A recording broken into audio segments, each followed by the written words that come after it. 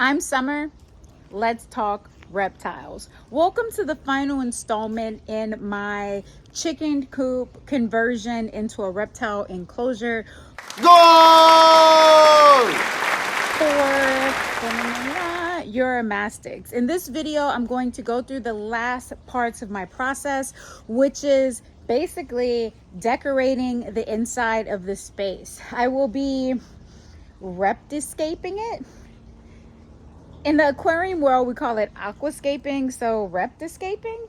Sure. I'm going to be reptiscaping the enclosure space. I'm pretty stoked about the way that it turned out. Without further words, let's get into it. So I start by going in and removing the top of the enclosure. This top is awesome because it gives me easy access into the space. And then I start placing my rocks. It's important with Uromastyx species that all the rocks are at the very bottom surface. They are diggers, and you want to make sure that they can't dig underneath the rocks and have them fall on top of them.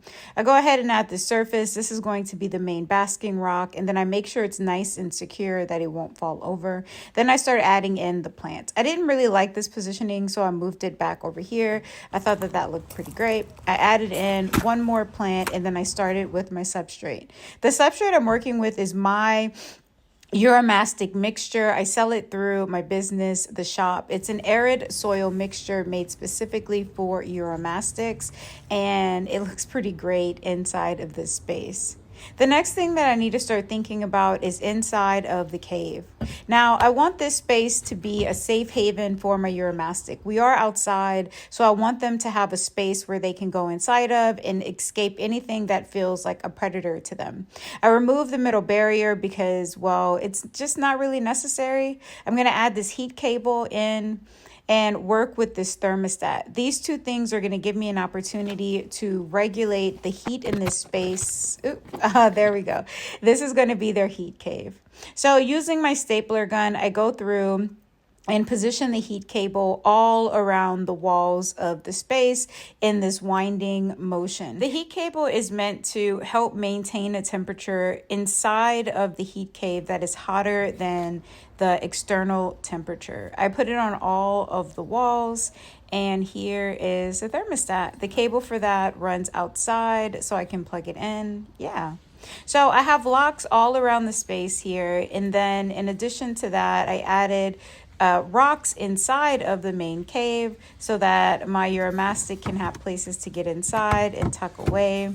I have this door that I will, there we go, add latches so that it can stay in place. This is going to help keep the temperature in as necessary. And then this is what it all looks like. So there's our heat cave back there, one of the entrances without the door. And then our plants, our substrate, so on and so forth. I'm really excited about this space. This enclosure is more than double the size of any of the enclosures that my indoor Uromastyx have. I'm going to have to be really vigilant here to make sure that I'm monitoring really important details like temperature and safety. I put in this plexiglass barrier to act as a substrate holder. So I'm really stoked about the way that this space turned out. There's a few things that I have to take into consideration. One of the big ones being temperature, and making sure that the temperature in the space is safe for my Uromastyx. Inside of the heat cave, I am able to maintain night temperatures of at least 70 degrees in there. Ideally, I would like it to be no lower than 80. So I'm going to be adding in a few more elements to keep that temperature up. Right now, I have a ceramic heat emitter in the space along with all the heat cable that I added in. And yeah, so far so good. It's working out. I'm really stoked about it. This has been a really fun build. If everything goes well with this particular experiment and enclosure, I'm looking forward to trying a few more of these. But yeah, that's what I got. I'm done for now. Like, follow, subscribe, all of that fun stuff. Until next time, I'm out.